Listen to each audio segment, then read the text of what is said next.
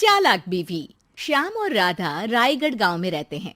वैसे तो उनके अपने घर में ही 2 वक्त का खाना पूरा नहीं पड़ता, लेकिन फिर भी श्याम हर रोज किसी न किसी नए मेहमान को दोपहर के खाने पर घर ले आता है।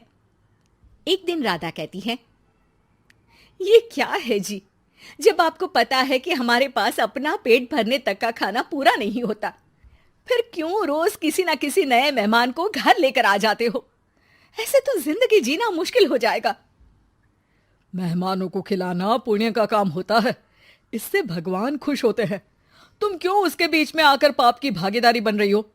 दोबारा मेरे सामने ऐसी बात मत करना, समझी?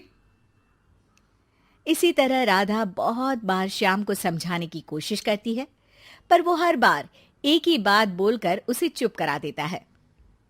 इन्हें समझाना तो बेकार है, मुझे ही कोई ऐसी तरकीब सोचनी होगी जिससे मेहमान अपने आप ही यहां आना बंद कर दे। राधा तरकीब सोचने में लग जाती है और इसी तरह कुछ दिन बीत जाते हैं। एक सुबह श्याम बिना कुछ बताए जल्दी घर से निकल जाता है और राधा अपने काम में लग जाती है। कुछ घंटों बाद श्याम अपने एक दोस्त के साथ घर वापस आता है। सुनो राधा, आज दोपहर के लिए 3 मेहमानों का खाना बनाकर रखना, और याद रखना उनकी खातिर में कोई कमी ना हो। श्याम की बात पर राधा हैरानी से उसकी तरफ देखने लगती है, लेकिन दोस्त के साथ होने की वजह से कुछ बोल नहीं पाती। घर में तो ठीक तरह से 2 लोगों के खाने लायक तक दाल चावल नहीं है और इन्हें मेहमान बुलाने हैं। बस अपना अपना बोलते हैं, दूसरे की तो कभी सुननी ही नहीं है। क्या करूं मैं? राधा क्या करूं क्या नहीं की उलझन में फंसी ही होती है कि उसके दिमाग में एक तरकीब आती है, जिस पर वो श्याम और उसके दोस्त के घर से बाहर जाते ही रसोई में से सिलबट्टा निकाल कर लाती है। अब मुझे मेरे ये साथी ही इस मुश्किल से बाहर निकालेंगे। राधा सिलबट्टे पर रोली, चावल और हल्दी डालकर उसे मेहमानों के बैठने की जगह पर ले जाकर रख देती है। कुछ ही देर में वो तीनों मेहमान भी घर पहुंच जाते हैं। आइए जी, पधारिए, हमें आपका ही इंतजार था। जी शुक्रिया। श्याम भाई कहाँ हैं? वो ना बस आते ही होंगे, तब तक आप बैठिए ना। जैसे ही वो तीनों अपनी जगह पर बैठते हैं तो सामने पूजा किए सिलबट्टे को रखा देख असमंजस में पड़ जाते हैं। और बहन, ये सिलबट्टे की पूजा कर इसे यहाँ क्यों रखा है? क्या ये आपके यहाँ का कोई रिवाज है? अरे नहीं नहीं, वो तो मेरे पति की मन्नत है, इसलिए पूजा की है। हैं? सिलबट्टे पर कैसी मन्नत?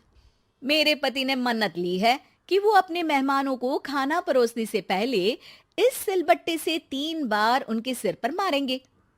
राधा की ये बात सुन तीनों मेहमानों के चेहरों की हवाइयां उड़ जाती है, जिसे देख राधा मन ही मन हंसती हुई उन्हें दिलासा देते हुए कहती है, अरे आप लोग फिक्र मत कीजिए, ज्यादा तेज नहीं मारेंगे, बस 3 बार जरा सी थपकी। और ये सुनते ही तीनों मेहमान डर से कांपते हुए तुरंत अपनी जगह से उठ खड़े होते हैं। अरे अरे, आप सब उठ क्यों गए? मेरे पति बस आते ही होंगे, फिर सब साथ में खाना खाइएगा। अरे जी नहीं, हमें कुछ नहीं खाना। ये कहकर तीनों मेहमान बिना एक पल की और देरी किए घर से बाहर भाग जाते हैं, जिन्हें जाते हुए घर के अंदर आता श्याम देख लेता है। अरे वाह राधा, उन तीनों मेहमानों ने तो बड़ी जल्दी खाना खा लिया।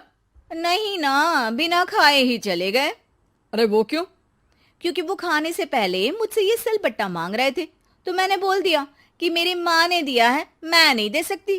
बस फिर वैसे ही चले गए। राधा की बात सुन श्याम गुस्से से लाल होकर उस पर चिल्लाने लगता है। तुम पागल हो क्या? मेहमान को नाराज कर दिया। मेहमान जो मांगे उन्हें वो देना हमारा फर्ज है।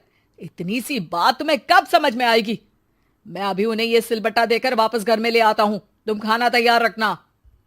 अब श्याम सिलबट्टा उठाए घर से बाहर निकल जाता है और मेहमानों को ढूंढना शुरू कर देता है, जो उसे पास में ही एक पेड़ के नीचे बैठे दिखते हैं। श्याम उनके पास पहुंचने ही वाला होता है कि वो उसे सिलबट्टे के साथ आता देख दोबारा भागना शुरू कर देते हैं, जिस पर श्याम भी उनके पीछे भागने लगता है। अरे रुको, मैं आप लोगों को ये देना चाहता हूं। अरे आप लोग रुको तो सही। अरे भाई, ये तो हाथ धोकर पीछे पड़ गया है।